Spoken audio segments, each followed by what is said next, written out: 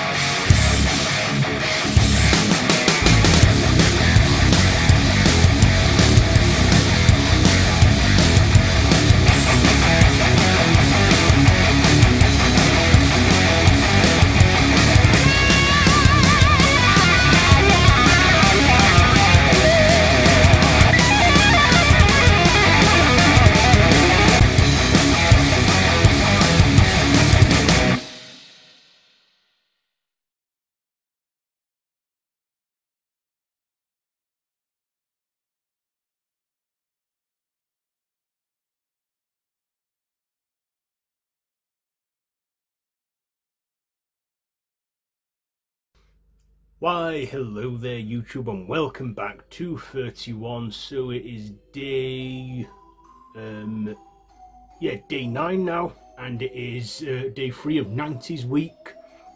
So today I'm reviewing the original Buffy the Vampire Slayer.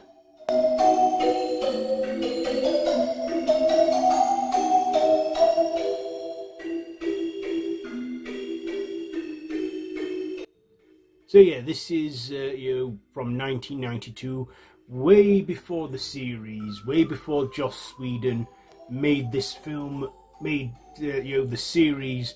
He made this film, not by his original vision, but he got it made. And in a way, this is kind of like a feature-length pilot, if you will. Like a feature film pilot episode of Buffy the Vampire Slayer that was never aired, but it did air. It was released in cinemas. And of course it stars not Sarah Michelle Gellar, but Kristy Swanson in the lead role, with Luke Perry as her love interest, Pike, or well, becomes her love interest. And then we also have supporting actors in there such as Donald Sutherland as Myrick, Jameson Smith, and Rutger Hauer as Lophos, the main villain, and then the comical henchman Amilin, played by Paul Rubens. And those actors, Luke Perry, Paul Rubens, and Rutger Hauer, are sadly no longer with us. But this does feature a few big actors before they were big, including Hilary Swank and a young Ben Affleck in there too. So a lot of big actors in there before they were big, and this, as I said already, is far from what Joss Whedon envisioned. I mean, he wrote the film, but he didn't direct.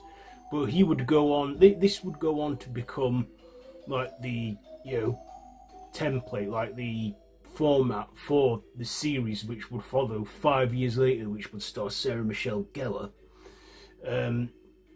So yeah, Buffy finds that she is the chosen one to kill the vampires, and there's this evil vampire lord named Lophos who wants to kill the Slayer and be all evil.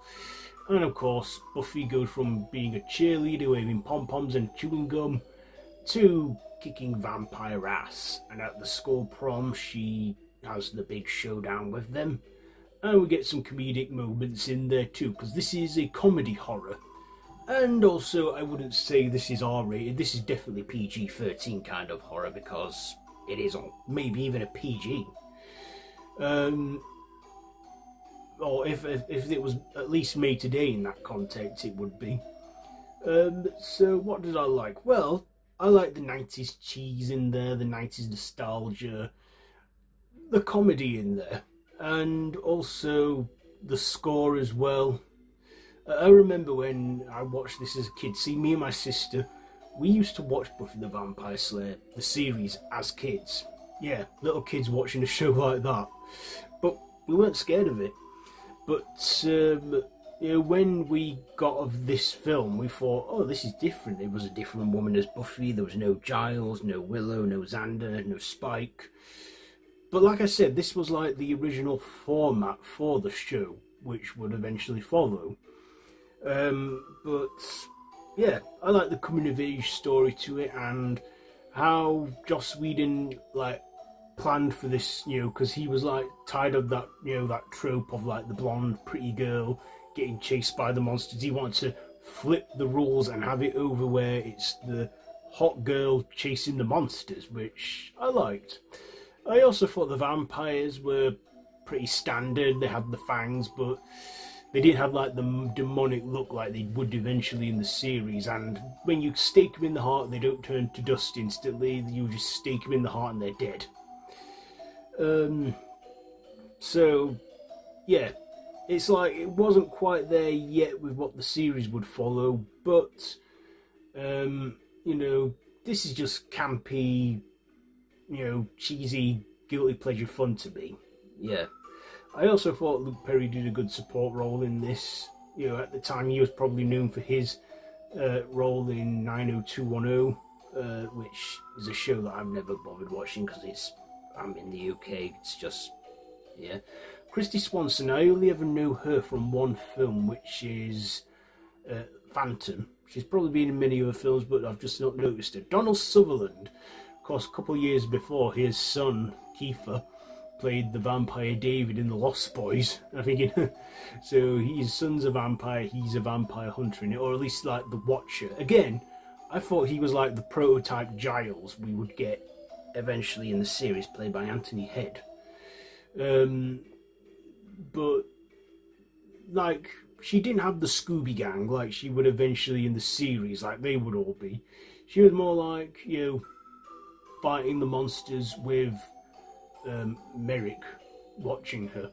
I also like Paul Rubens', you know, funny henchman stuff in that, like in one bit where he loses his arm and he says to Luke Perry, "You ruined my new jacket," and he says, "Kill him a lot."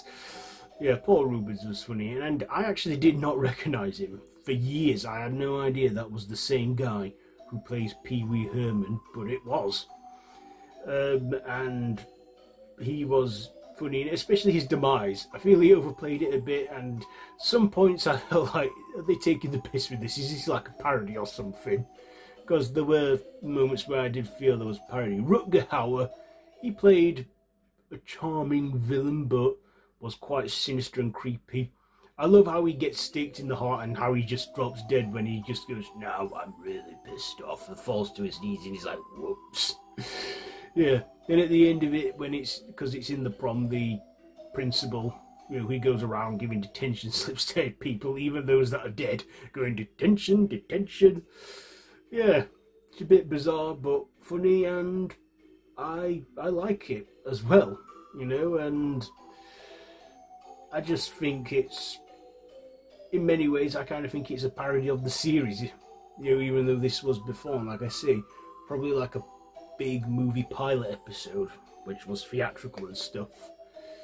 So, yeah, like I say, it's not perfect, it's cheesy and tacky in there, we get some montages and that, we get, you know, cheerleading and girly girl stuff, but yeah, I do have fond memories of this, and I do enjoy watching it every time it's like on.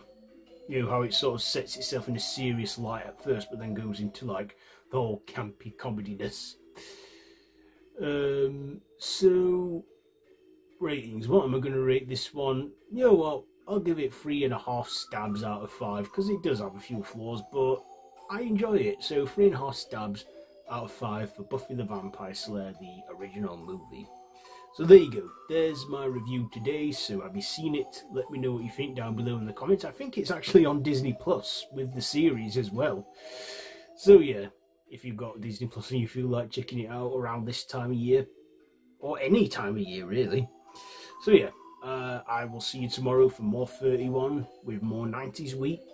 I'm not the only one doing this, there's many others in this community that are also taking part in the 31 days challenge.